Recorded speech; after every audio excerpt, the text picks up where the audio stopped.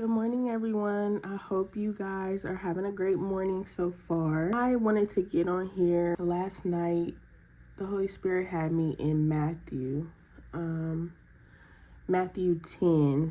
and I'm going to read a little bit out of there. It was talking about when Jesus sent out his 12 disciples. So when you're on the walk, you have picked up your cross, you're walking with God, there is going to be people pointing fingers at you.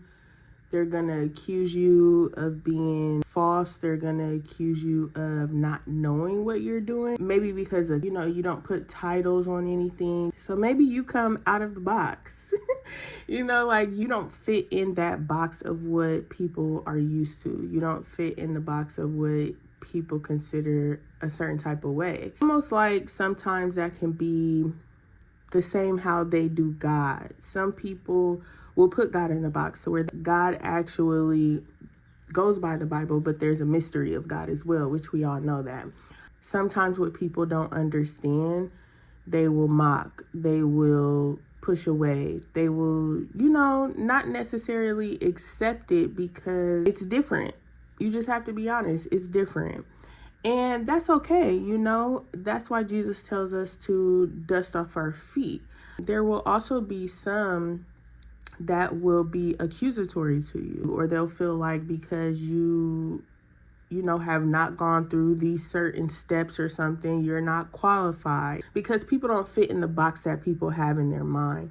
But people don't understand the behind closed doors. Somebody that's coming on here, God knows why, he knows it. But because people can't understand it, they accuse it. But when that happens, you don't go back and forth. You just dust your feet off and move around, because really people who want to hear, they will hear. Let those hear who hear, and let those see who see. I'm gonna read Matthew chapter 10, and I'm gonna start at 16.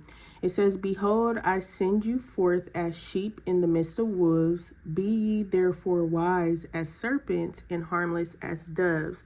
But beware of men, for they will deliver you up to the councils, and they will scourge you in their synagogues. Ye shall be brought before governors and kings for my sake, for a testimony against them and the Gentiles. When they deliver you up, take no thought how or what ye shall speak, for it shall be given you in that same hour what ye shall speak.